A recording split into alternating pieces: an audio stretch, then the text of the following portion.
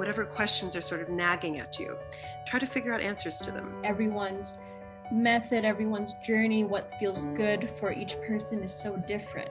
I need to ask my higher self to sort of come. I need help right now. So much of my life's focus and joy and passion is swept up in this musical life.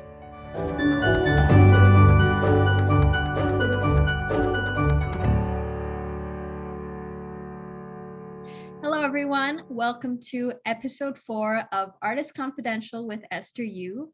It is truly an honor to introduce today's guest. Singer Julia Bullock is here with us today. As I was preparing for today's episode, I did some more research about her and got to know her better. And I must say I've become a total fangirl now. Just to highlight a few of her many accomplishments. Julia was named Musical America's Artist of the Year and Agent of Change in 2021. She has been featured multiple times in the New York Times Best Classical Music Selections. And she's becoming well known for her curation positions and has held residencies at the Met Museum, San Francisco Symphony, and most recently at the Guildhall School. I am so grateful she made time for us today. Welcome, Julia. Oh, thank you, Esther. It's my pleasure. So I wanted to talk to you a little bit about, obviously, your time over the pandemic, over the past year. You know, it's just so bizarre for us to be grounded, first of all, and to not be able to travel or perform, share our art. How has the past year affected you, your perspectives, and also your mental health? I think a lot was revealed to me over this period. In terms of just mental health, I mean, that's an ongoing, trying to pay attention and just maintain oneself. I mean, it does take attention, and it takes real consideration. But I will say just being at home for this extended period of time was really restorative. And you know, I had just moved to Munich really right before the pandemic began. So to have this concentrated time in one place with, you know, my love partner, my husband, and yes, I guess just to sort of establish myself at home it felt tremendous. And now being back on the road and being in a new city every single week, I mean, that feels like a crash course in like how well can you maintain yourself, Julia, physically, mentally, but and emotionally, really emotionally as well. It took a lot of time speaking to a lot of younger artists during this past year and a half. And the level of isolation and also just sort of lack of community was something that struck me. And yet at the same time, there's this acknowledgement that in this virtual space, just like you and I are doing now, there is a real legitimate connection that can happen. If we can keep up this way of finding out ways to stay connected with each other, it will be at all of our benefit. You've had a taste of going back into being fully active and traveling and performing and all of that. You know, I wonder your experience of the past year and then this experience of coming back to life as you used to know it. You know, are there kind of changes that you would like to make for yourself going forward? Maybe some different goals in your career or maybe just personal lifestyle changes? I mean, I'll say just the act of making music and singing feels really a lot more joyful now. And I wasn't expecting that because I think before the pandemic, I was just starting to get not overwhelmed with my job and the demands of it, but I think that there was sort of a pressure that I was putting onto myself. And now it's, I do actually feel like there was a real reset. The one thing though, just in terms of changes that's on my mind is the amount of resources that are I'm spending traveling around the globe. And as much as I love being in new places and working with so many fantastic musicians across the world, yeah, it's like, how do I economize that? How do I um, responsibly do my job while also accepting the fact that I just enjoy traveling? So yeah, that's one thing I haven't quite sorted out yet. Yeah, that's definitely tricky aspect of what we do, because It we is. try to share our art with as many people and as many countries as possible, but we cannot avoid that very important factor of um, what all this traveling means to the environment, but also to ourselves, physically and mentally. It's definitely Really. something to be more and more conscious of after this time away. You are very passionate about music education and sharing your knowledge with young people, which is hugely important. This past year has been difficult for all of us musicians, but I think particularly it has been um, a special challenge for young developing musicians who really need every opportunity and experience that they can get in their learning stages. What advice, what kind of conversations are you having with young musicians these days? One of the reasons why I love making music so much is that it keeps me engaged all the time. And I feel like it immediately creates a sense of community. And when things are, or when an environment is functioning in a really healthy way, everyone has agency, everyone is empowered, everyone has an opportunity to be heard. And in these, I'm just trying to think back on these like developmental years when you are trying to take in so much information and also trying to establish what your identity is. That is like the hardest balance to strike. And honestly, I think the thing that I keep saying, whether it's in a group session or just on a one-on-one conversation, is like, spend the time that you need to, whatever questions are sort of nagging at you, try to figure out answers to them. And they do not need to look like or sound like anything else that you've heard before. Um, and there are so many different ways to make a life in music. It's not just about the performing aspect. And in fact, most of the time that I spend, and I think most musicians spend, is not on stage. It is all about the hours of preparation or research, or just having that daily practice. Whether you're performing or not, how invested are you in the messages of the material that you're wanting to deliver to an audience? um, that I feel is like, that's like the,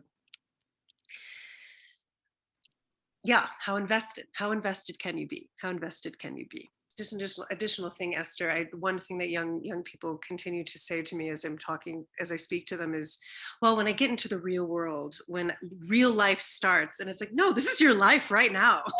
Like, your life, you're in the middle of living your life right now. And yeah, that being like that activated, um, and not really waiting for anything to begin. Yeah, start that quest in this moment.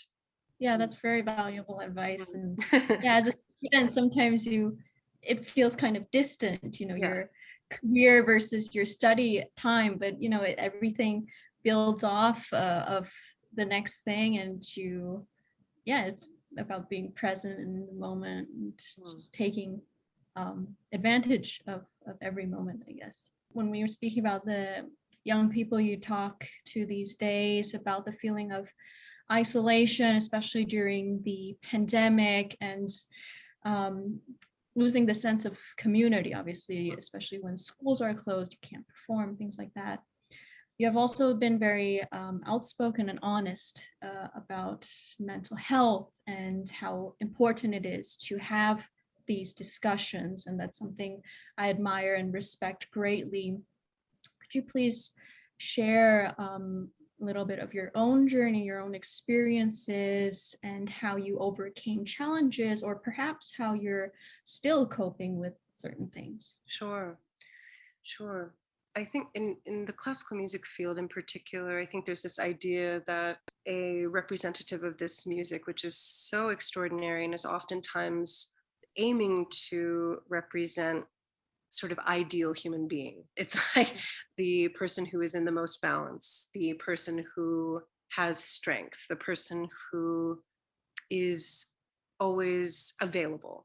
And in actuality, I feel most of this music, when you really go into the depths of it, and also if you look at the composers and their lives, why they wrote what they wrote, or the poets, and which gave so many of these composers inspiration, if we're talking about vocal music, what they were processing during their lives and at the times when they were writing certain things, there are a lot of challenges that are experienced, and that were actually translated and expressed into their creative work. It took me some time to actually just allow myself to not have to live up to that projection of the most esteemed classical singer. I'm so grateful that I had to just deal with that and cope with that fairly early on in my singing life and career, because I think I was starting to go forward at a rate without checking in with myself.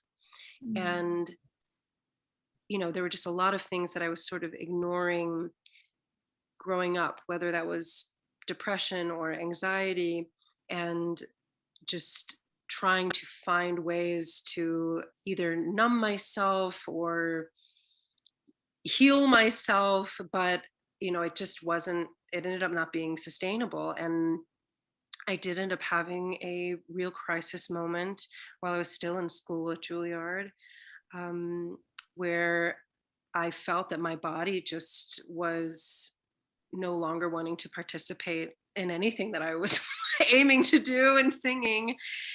Yeah, I got to a point where not only could I not sing, but I was having trouble even speaking.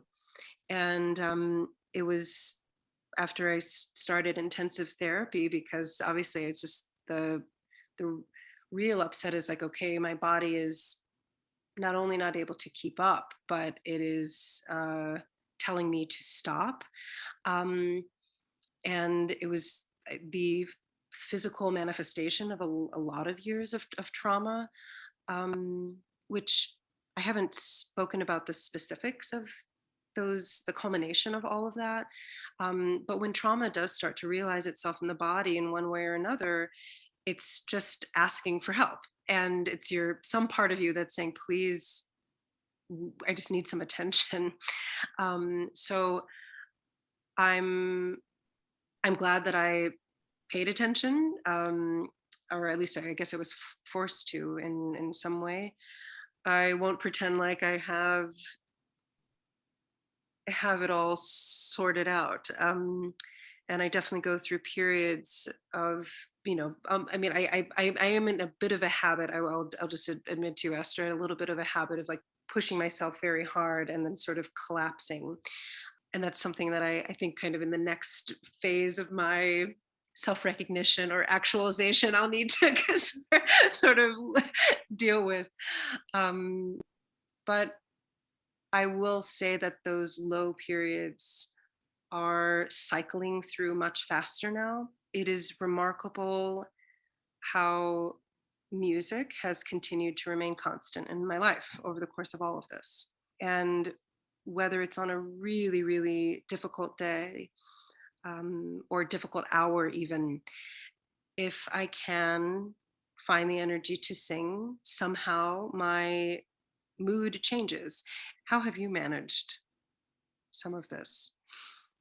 I think also for me, it's being aware of mental health and actually being active in taking care of myself and knowing what I need mentally and physically.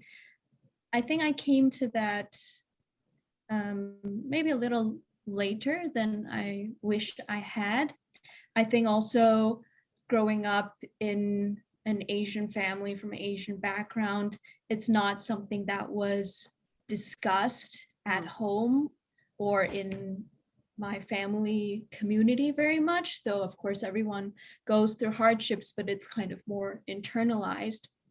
And you are kind of taught to be resilient and kind of persevere through whatever challenges you might face, which of course is a good quality. But then if you, as you say, push too hard, then there are times where you are inevitably going to collapse in some way. So I did go through those times, and I had to experience and just get through it and find for myself what is the right way for me, because I think everyone's method, everyone's journey, what feels good for each person is so different.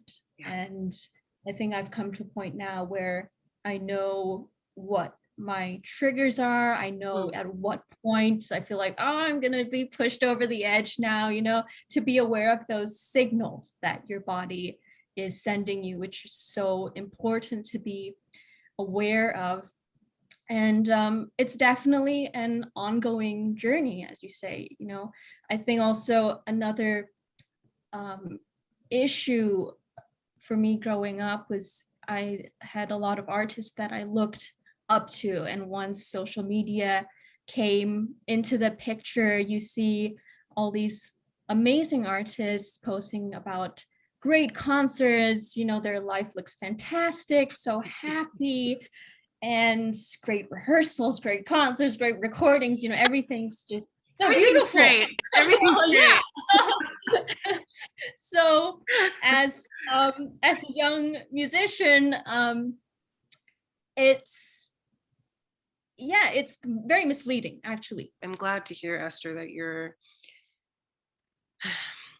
just allowing yourself to be a full human being and actually and not needing to present in a particular way. I think that is almost exhausting as having a breakdown. That is almost trying to maintain the look of health is almost as painful and hard as just struggling, you know.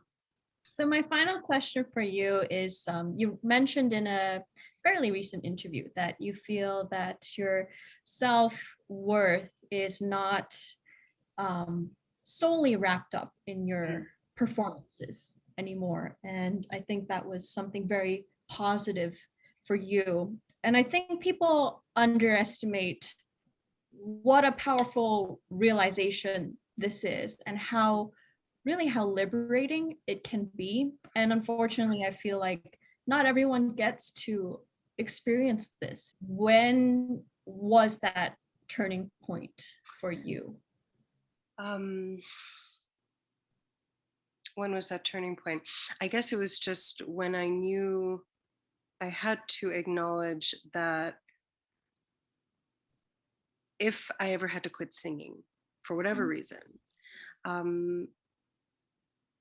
what was my identity really? Like, who was I? What was my value to this world? It is still a liberating thing to know that my entire life is not swept up in my work. At the same time, though, so much of my life's focus and joy and passion is swept up in this musical life. I guess it's just knowing there are multiple dimensions. There are multiple dimensions, I think, as I said before, to this sort of life and music. And the performing is one piece of it, but ultimately it is about building a community around you. And also, yes, I'm not totally sure. I mean, I know I guess it was fairly recent when I said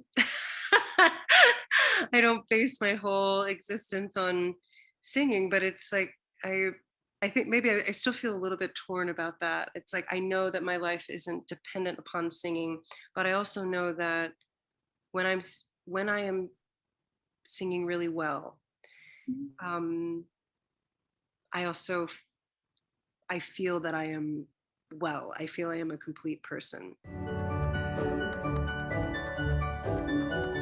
We talk often about mental health, about the trying to maintain it on a daily basis and doing what we can to help ourselves. But sometimes, no matter what we do, there are just some days where we are out of it, just feeling off, and that day can happen to be a performance day. What do you do when it's 2 hours before a concert and you're just not feeling it at all? Mhm. How do you cope with that?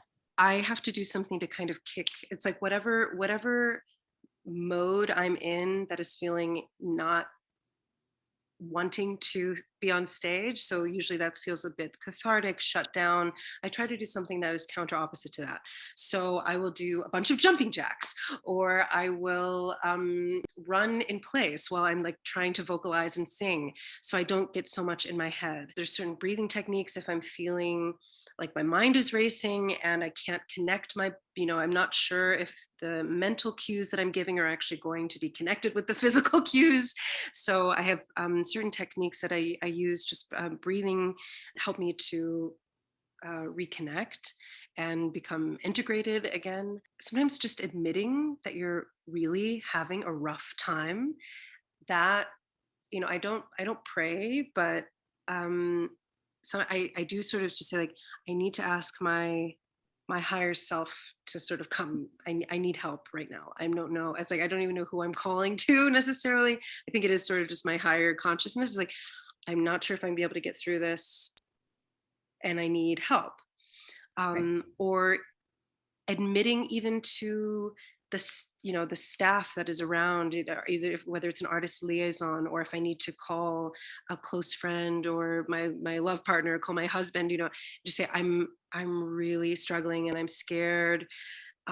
Just releasing it, like just Mhm. releasing that energy, that is probably that's the best thing I can do, that I do. Julia, thank you so much. I mean, I had so much fun speaking with you, and Same thank you for here. sharing your story and your advice. And I really appreciate your time today. Oh, it's a pleasure to chat. Thank you.